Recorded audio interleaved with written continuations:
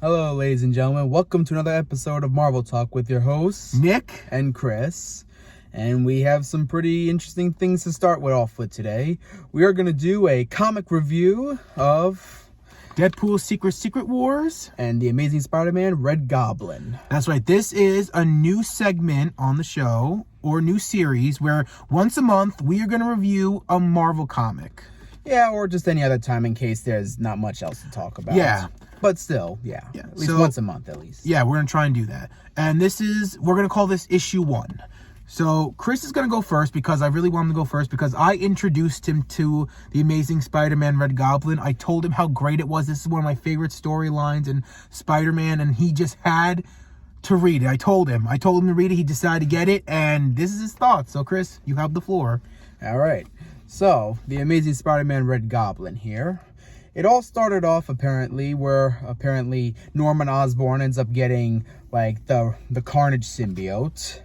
And, well, he ends up getting control of it, and when he becomes the Green Goblin, because apparently in that, he actually had, like, these little, technology thingies that, apparently that prevented him from turning into the Green Goblin, but apparently the Carnage symbiote, like, took it out of him, like, he just splattered it out of his mouth, and so apparently he was able to turn into the Green Goblin again, yes, and, Sorry, I just thought it would be nice to do this. Oh yeah, of course. He was able to take out the little nanobots things and became, with the Carnage symbiote, he becomes the Red Goblin. And apparently this one is like all powers, no weaknesses. So pretty much fire and sound are pretty much useless against him. This is like I'm sorry to interrupt you, but I just want to say, like, this is the unstoppable. If Norman Osborn wasn't a narcissist, he would have won that. Yep. Like, wow, this is like his scariest yet. Especially with the Carnage symbiote. Ooh. Yeah, so apparently Spider-Man was able to have to fight him, but unfortunately wasn't much of a match, unfortunately. So apparently a lot of other Spider-Men apparently tried to help, even Flash Thompson as Agent Venom, and Miles Morales, and... Anti-Venom. Yes, exactly. Yeah, and so on. But unfortunately, they all got really hurt badly, and... unfortunately, Flash Thompson ended up dying. He comes back, though. Spoiler alert. You guys know the whole, King in Black stuff. Like, you guys are in the grave. Yeah. And apparently, Harry apparently has, like, a family now. And apparently, Norman tries to end up taking Harry's son and ends up turning him into another Red Goblin thing. And, well, apparently, so... ends up trying to take over and everything. And, let's see, what else was there? Oh, and also, apparently Jameson also knows that Peter is Spider-Man, so he actually tries to help him best he could, even though he technically just gave away, like, everything to Osborn. So, apparently that was, like, one thing that he managed to try to get Peter Parker really well. He went after his aunt and Aunt Mary Jane, like, pretty much everybody he ever loved and everyone he knew. So pretty much that was what now Osborn was doing as the Red Goblin.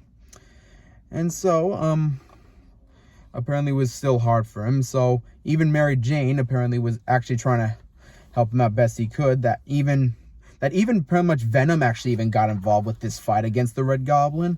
But unfortunately was no match. So apparently Eddie Brock ended up giving that symbiote to Spider-Man. And apparently...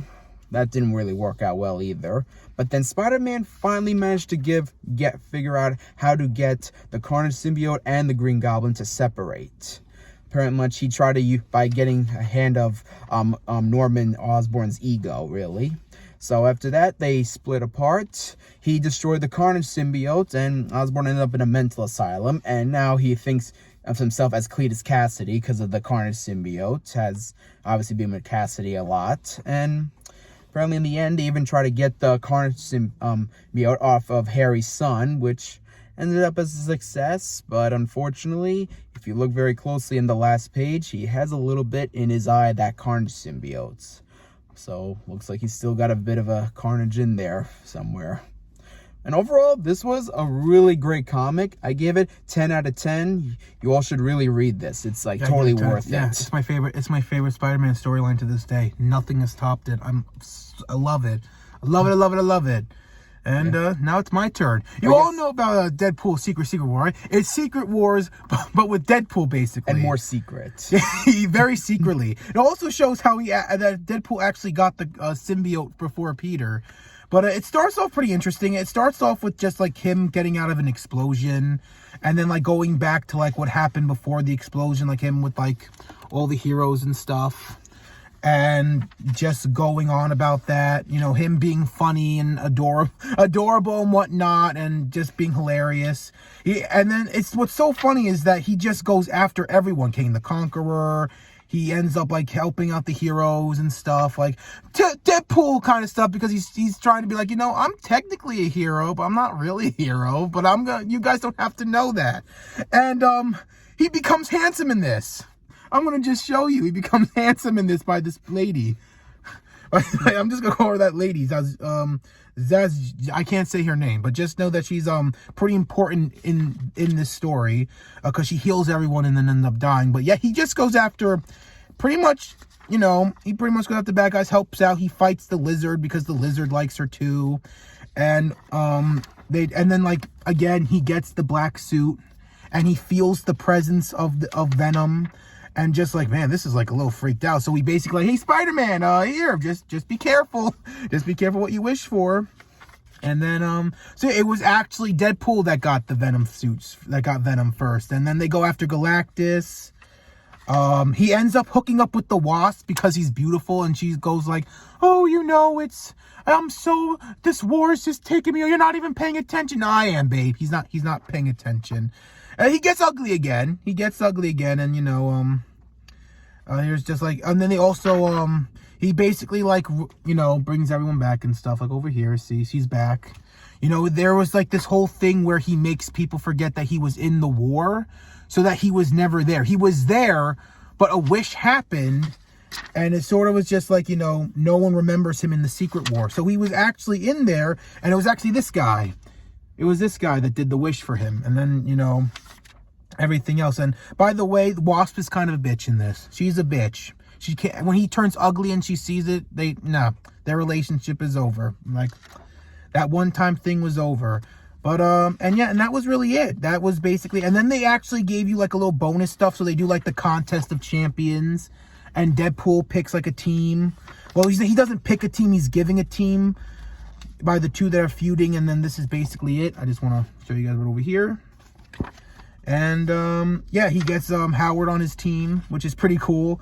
And then, you know, they end up winning.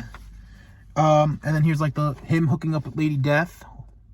Pretty cool. Like, you know, they're about to get it on. And then just a special little thing, they show you, like, the first thing of the Secret Wars, where Deadpool wasn't in it. And they just give you all that. But, I just want to show you this one more thing. That's pretty cool. It's like a Donkey Kong thing.